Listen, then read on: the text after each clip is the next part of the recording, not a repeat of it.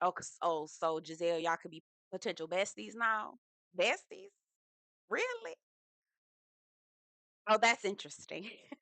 That's interesting. Now, do I feel like now that regular Robin, regular Robin and Candace are gone, it kind of alleviates the pressure for both Wendy and Gizelle to feel like they need to pick sides? I do, because both you kind of take a little bit of you kind of take a little bit of air out of the tire, right? When one of the two sides are gone.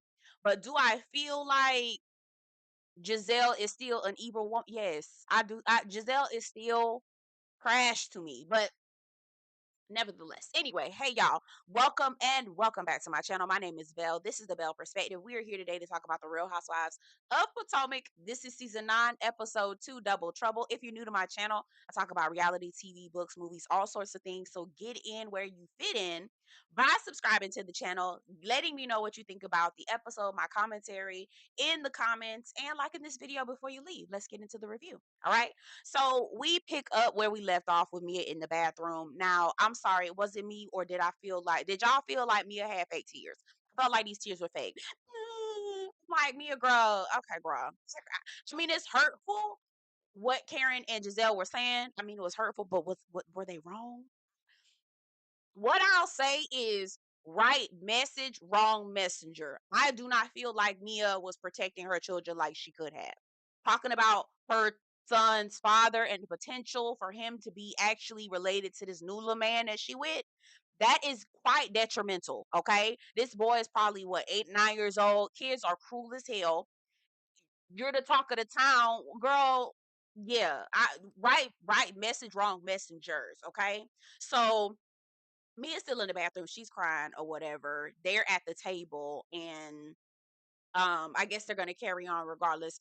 And even Giselle was like, she's in the bathroom, but we're gonna keep going. I was just like, Giselle is you go. Oh, let's keep going. Let's keep going. Let's keep going. All right. So Giselle, in the spirit of the hattitude party, I hate that damn name. It's so stupid. But anyway, in the spirit of the Attitude Party, she wants to address Wendy. She says that Wendy, our relationship has basically been in a bucket. And because of that, I want to meet with you tomorrow to have a one on one so we can try to patch some things up. And in the spirit of our relationship being in a bucket, I'm going to give you this bucket hat. Now, I'm not going to hold you. The bucket hat was cute, but y'all, I can't remember who said it in the comments. I'm so sorry that I forgot your name. I'm so sorry. But Wendy's personality to me, I've always thought this about Wendy. I really have. I just never said it out. Did I say it out loud? I think I did. I think I did say it out loud. Never thought Wendy was that girl. Here's the thing. Wendy can dress. Wendy hair be together. I tell you, I said this in my last review. I'm saying it again, baby.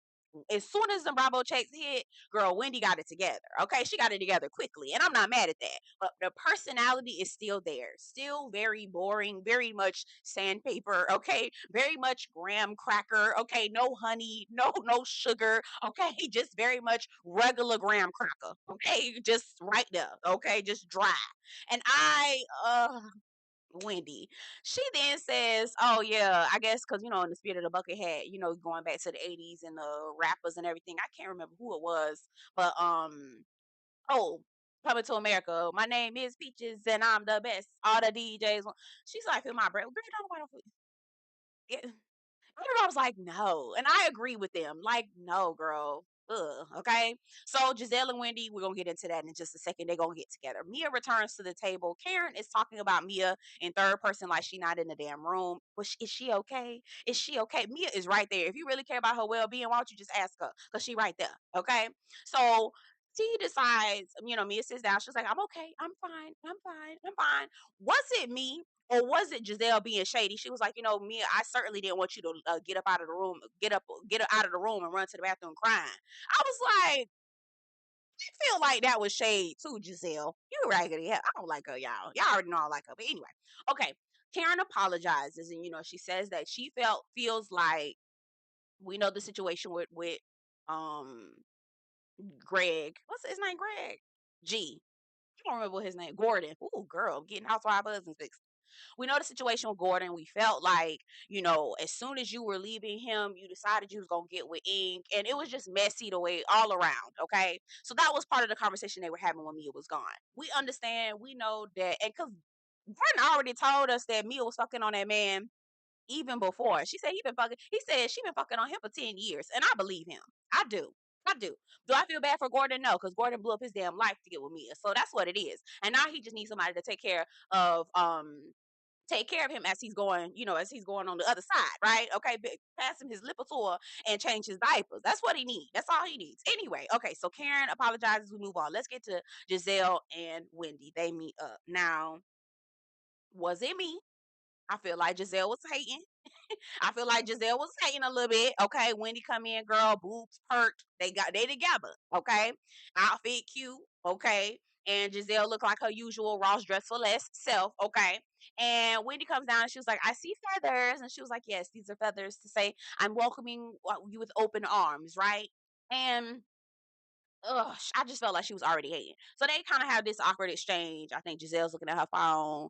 Wendy starts to pat her makeup and all this other stuff. They order their food. Girl, it sounded good. Girl, the trout and the stuffed salmon. Girl, it sounded good. I'm like, well, please, may I, may I have some too, please? Please, ma'am, can I have some too? Anyway, so they're talking. And the gist of the conversation was I think it originally starts off with Wendy saying, "Girl, you eat oysters a mess, girl. You don't shuck them." And Giselle was like, "No, I don't do it like that. I do it like this because I don't feel like I get enough meat or whatever." Her response was, and Wendy was like, Giselle was like, "See, we can't start a friendship, all right? There's no room for a friendship when you're being demeaning." And I said, Giselle, you have some nerve. There is no room for a friendship when you going around telling lies on people, talking about that this lady husband cheating on her, whether it is happening or not, it ain't none of your business to be spreading that stuff around. Okay, there has been plenty of times where Giselle has stepped crossed the line. Okay, but you mad because she laughing at you for shucking or not shucking oysters, girl? Please, I guess. Okay. So they talk to each other about what they need in order for a friendship to actually work. Okay.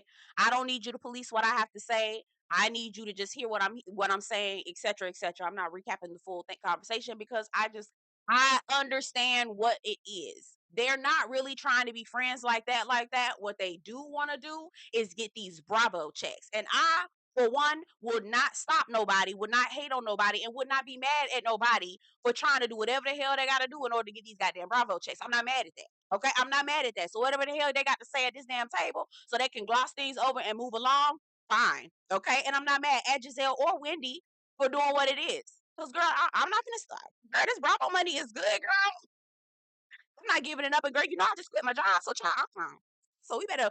What we gotta say, kumbaya, bitch? Yes, okay. I'll be the kum and the bye and the ya. Okay, come on now. Anyway, they also recap a little bit of the attitude situation, girl. They can get it cracking on Mia and the man and how short he is and how she's staying behind him and all this other stuff. Giselle has not met him yet, but they just feel like I personally don't want to see this man on TV. I know they probably gonna bring him just for shits and giggles, but I don't want to see this man on TV because I feel like he's an opportunist. But that's opportunist, and that's Mia, okay? Because what type of man? Because I remember I watched that Carlos King interview with him, and he said that he was living up in an apartment that was being paid for by another trick that Mia was with. A man was tricking off on Mia, and he was living in the apartment that another man was paying for Mia to live in now. I think it was her ex-husband. And I just can't the way that I don't respect. I don't respect that. Anyway, so we get a little bit more of Stacey, okay? I like Stacey. I think she's interesting. She's definitely got that television personality. She has the media training, so I like her. We get to see Arabella, who speaks um German, Spanish, and obviously English or whatever. Really, that's pretty dope. Okay, Stacey is from Detroit, Michigan. Grew up around black folks. Black folks is her thing, and she's a little concerned about not having that same experience with her daughter or having that experience with her daughter. We talk about that a little bit later. As Ashley, I was like, "Girl, Ashley is not your friend, girl." Oh Jesus, we about to get into that. Okay, so she explains to us the situation with her husband. They have two homes. They have one in DC, and then they have another one in the suburbs. The way that house set up, that looked like it might be in Virginia, but I don't know. Anyway, that it might not. It might not be. I'd be interested to see where she lives, right? Because they have the DC house and then they have the other house. So she says that they basically have it worked out that whenever she's in the house that's outside of DC, he's in the apartment or he's in the house in DC. And they flip flop. Like I'm working during the time when he's here and he's working when I'm here, right? They haven't talked about anything. She says that she knows that he's dating someone and he knows that she is dating someone. And they are not telling their daughter until they fully decide what everything looks like in terms of the divorce. Now, do y'all think that's a good idea? Y'all tell me in the comment section. Do y'all think keeping this from your daughter? First of all, the fact that y'all think you think your daughter doesn't know that y'all are about to break it. Y'all think you think your daughter doesn't know? It's just weird. It's weird to me that they think that their daughter is not going to know or pick up or understand. But I also understand kind of why they would want to wait. Like, let's iron out the details. Let's figure out what we want to do first before we bring this to her so it doesn't get ugly in front of her. So I get it, but I also feel like, you running the risk of lying to your daughter. You already lying to her, and that can cause a wedge that you might not necessarily, you know. So anyway, we I believe we're going to see who the man that she's dating. Actually, they show us pictures. I think he's gonna be on the show. I'm not sure, but he's a handsome man. Handsome man. He look a little Photoshop. Does he look Photoshop to you? A little airbrush? Does he? I don't know. Maybe that's me. He look kind of airbrushed a little bit to me. But anyway, let's move on. All right. So Karen and Kiana, girl, my girl Kiana, get there. I love Kiana, girl. That's the reason why I'm watching the damn show because I love me some Kiana.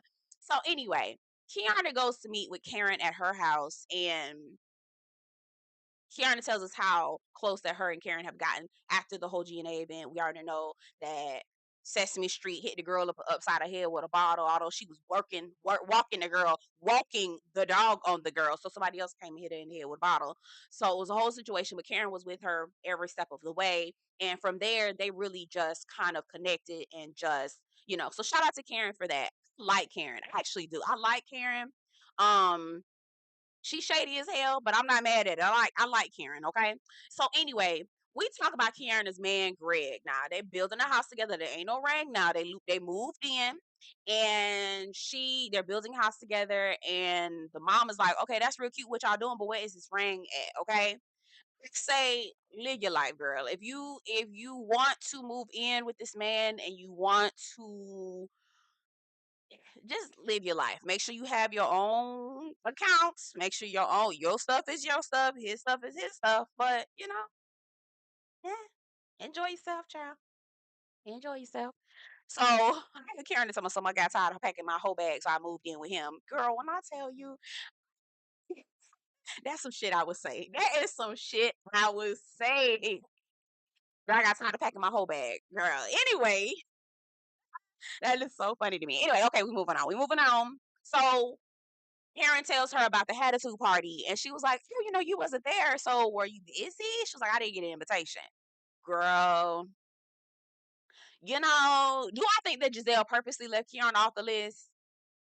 Probably, probably. I don't know. Now Giselle says that she just didn't have enough room, like it was a certain maximum amount of people. Okay, okay, I guess Jazzy didn't have to be there. We could have had Kiana. Jazzy could have been off the list. But okay, whatever. We. So Karen says, well, maybe she'll invite you to the GNA event. Karen was like, bitch, I've been to a GNA event, girl. I don't have no plans of going back, girl. I already been there, done that, got a t-shirt, girl. No, thank you. Okay. No, thanks. All right, girls, the ghetto, girl. I feel you. Okay.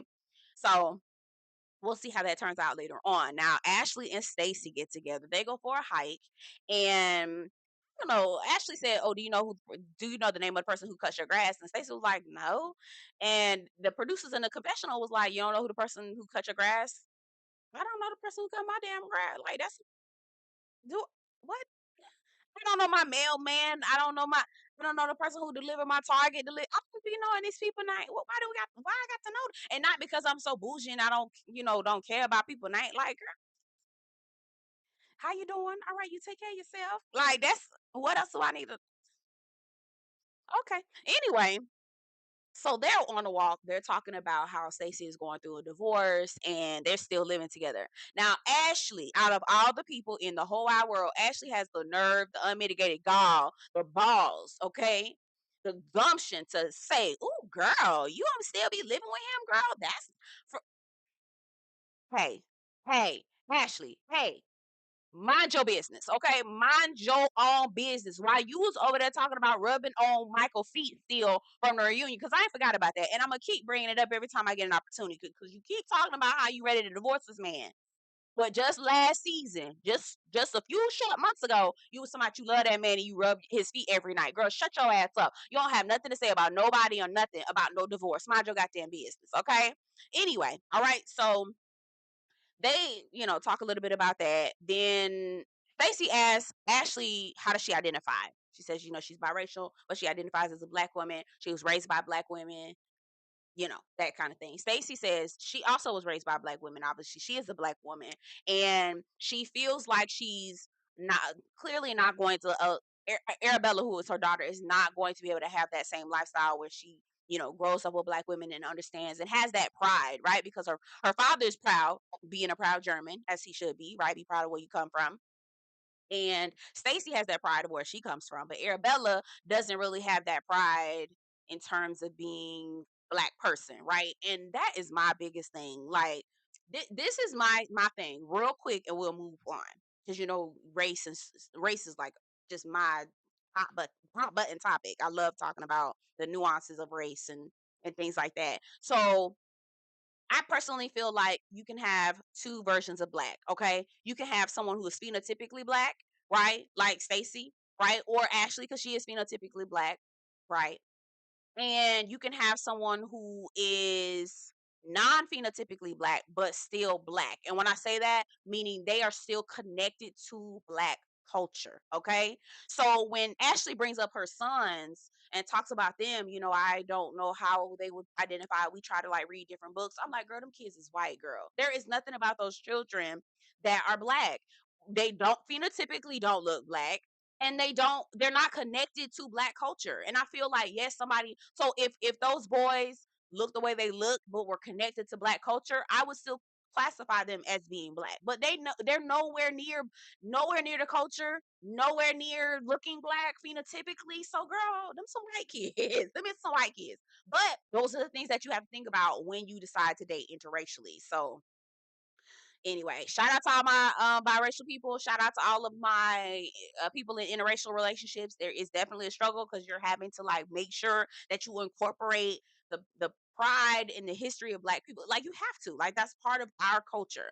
So anyway, now we talk about relationships. Now Stacey tells us this is where Stacey tells us a little bit of this man that she with. He's a devout Christian and they've been dating for a few months. She actually met him at the QBC studios because he was auditioning to be on the show. And, they kind of hit it off or whatever. They first started off being friends, but then it was just undeniable that they really needed to take it and be more than friends and they wanted to be in each other's lives. So that's cute or whatever. Now, with him being about Christian girl, she ain't getting none. And I'm not mad at that if that's their business, if that's what they want to do. But girl, anyway, and I'm with Ashley. Ashley was like, girl, y'all work out. I guess y'all work out a lot because y'all need to ease some of that tension because, girl, y'all ain't getting nothing.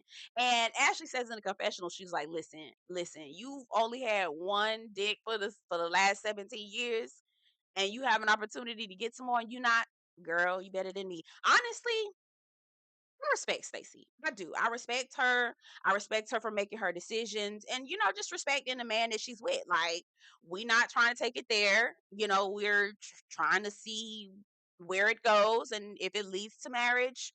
I personally think, love, we need to be talking about getting a divorce before you try to get married to anybody else. But you know what? Do what you feel like is best for you. Okay. Anyway, so Karen pulls up to go say hey to Gizelle. She got a car service. Where was this car service one? Okay, let's move on. Now they recap the hattitude party. Gizelle is baking. Gizelle always baking some cookies every time Karen come over though. And Karen says, Giselle, you was being shady down to my little hattitude party. And Giselle was like, no, I wasn't. I wasn't being shady. Girl, yes, she was. Yes, you Yes, she was. By the way, I loved that blue dress that Karen had on in the confessionals. It was so cute. Loved it. The structure, gorgeous. Anyway, yes, she was, girl. You was being shady. You know that. Anyway, Gizelle talks about her meeting with Wendy. She says, we're trying to patch things up. We're trying to, get on the good foot. Okay. Karen was like, that's excellent. That's excellent news. That's wonderful. Okay. Now, I still feel like the only reason why y'all hoes is doing this shit is because y'all know good and goddamn well y'all ain't trying to give up that goddamn Bravo check, and I'm not mad at it, but just besties. When Giselle said besties, I was like, bitch, okay. Okay. Anyway, Karen tells Giselle she ain't featuring Jacqueline. Now, the reason why she not featuring Jacqueline is because Jacqueline said in a confessional that she is not in the confessional. Jacqueline said at the party that she's not going to judge Karen. She's going to root for Karen until the verdict comes out. We need to know exactly what happened, right? I'm not mad at Jacqueline. Karen says that she wants somebody that's going to ride for her no matter what the verdict is. Listen, love, I cannot do that. If you are wrong, it's two left shoes, baby. I'm gonna have to tell you, and you're gonna have to hear it. And if you mad about it, sweetie, I don't know what to say. Okay, because I'm not with you when you wrong. Okay, I'm gonna tell you when you're wrong. Okay, I'm gonna have your back. I'm not gonna let anybody attack you, but I'm not gonna congratulate you or give you undeserved kudos. You drove drunk, putting your life in danger, the lives of so many other people in danger, and you actually got lucky because you didn't hurt anybody but yourself. So I don't understand how Karen is trying to skirt around accountability and mad at Jacqueline because Jacqueline is calling it what it is. Girl, yes. Okay. Anyway, Karen talks about this award that she about to get. Now I feel a little bit of a way about it because not you getting this DUI and then all of a sudden to turn around and get an award for what? Girl, bitch. Giselle said, what is she getting an award for? Running into a tree?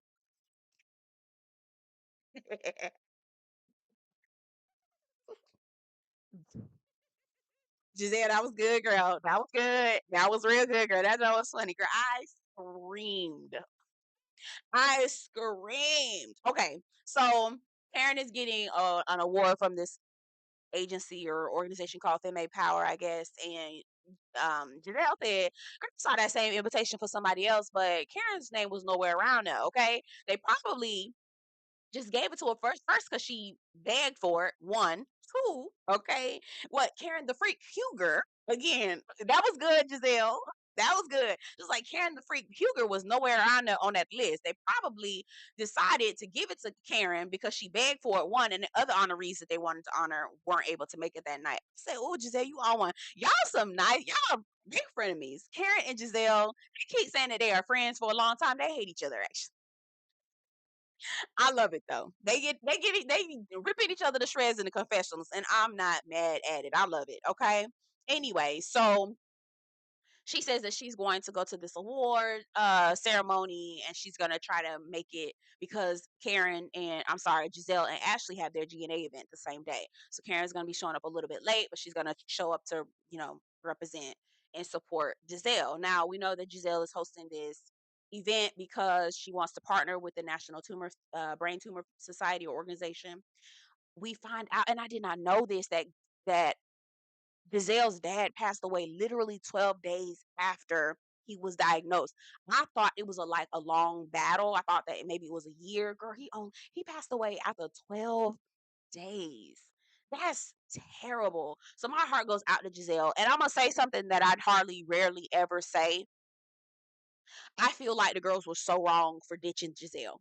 I really do. I feel like they were so wrong. I do. I feel like it was wrong. Anyway, I do. Well, let's get into it. Okay, so 6 o'clock the next morning, Karen sends out a text message to everybody saying, I want to invite y'all. I'm going to provide a car service so y'all to come see me get this award. Ashley and Giselle were like, how the hell you doing this on the same damn day of our event? I've already invited these women. Why would you do that? Right? A mess. Okay. And I feel like Karen was wrong. Now, do I feel like Karen was basically trying to flex to see who the head bitch in charge is? Yes, that's exactly what Karen was doing. Did it work? Yeah, because Giselle, I'm sorry, the girls don't really fuck with you like that. Because you're not nice. If you were a nice person, Giselle, people would actually fuck with you, but they don't fuck with you because you're not nice like that. So anyway, so Giselle feels away. All right, we get to the day of the event later on in the evening. It looks really great. I'm not gonna hold you. Gizelle dress, that yellow she had on, beautiful. She looked real pretty. And they're in the space, and Giselle's like, "Man, this is pretty much, this is messed up, right? Those ladies better get here. If they don't get here by 7:30, girl, they don't even need to show up, okay?" And so the majority of the girls are headed to see Karen. Kiana, Wendy specifically, they like, we here to see Karen. And girl, that's all. Okay. So they're trying to figure out what their plan is. I think Jazzy and Mia call Ashley on the phone and say, listen, this is our plan. We're gonna run to go see Karen get this award, and then we're gonna run to come see you right quick. Like, we're gonna try to get there by 8:15. It was like, well, 8:30. It was like, well, girl, the event ends at 9. It was like, okay, let's try to get there by 8 o'clock. Okay. So they run to go see Karen. Gizelle was like, no, they don't even need to come. If they're gonna get here by 8, they don't need to come. So like 8 o'clock was pretty good, right? If they needed to be there by 7:30, because they were talking at 6:30, right? Gizelle and Ashley were talking at 6:30. They said that they needed to be there by 7:30. 30 minutes late, that's bad, right? I don't think that's bad. They did what they could. They really did. Now, do I understand why Gizelle was pissed off? I do, because this is tied to her father. But I also, only 30 minutes late, I don't think that was bad. That left them an hour to be able to, um, mix and mingle. Yeah, I really didn't. I really didn't. Anyway, so who came to Gizelle and Ashley's event? It was Vivian came, Jacqueline came. That was that was it. I'm sorry, Gizelle. Girl, the girls don't fuck with you, girl. The girls do not fuck with you, Gizelle. They do not fuck with you. If you were nicer, they would. Okay, so it's raining outside. The girls go talk to Karen. Karen was like, "Oh, was there anything that Gizelle and them said?" Trying to fish and find out if Gizelle mad. I said, "Karen, you ain't. This is a stunt and a show. You just wanted to show the girls who was Queen Bee." Karen, I see what you're doing, girl. Just say, girl, the people have spoken. You right, the people have spoken. So Kiana and Wendy stay with Karen because they want to see her. They ain't really fucking with Gizelle like that. Okay, so then it was, who else was it? Mia, Jazzy, and Stacey get in the car. Now let me tell you something. If they were able to make it on time to get to the Giselle's event in DC in the rain, bitch, they was doing good on time, girl. I'm not even finna hope, girl. They really was doing good. They really was doing good because traffic, no matter what time of the day, is trash. Okay, no matter what time of the day, girl, it could be 2 o'clock in the damn morning, trash. Okay, for real. Anyway, so as the girls are walking in, right, they trying to run in the rain, make sure they don't get wet. They start walking in. Giselle is pissed off, like, no, get them out of here. No, get their ass out of here. No, y'all need to leave. Bye. Bye. Security. I was like, girl, you call security on them for real? You're being 30 minutes late because your expected time was them to be there at 7:30? Yeah.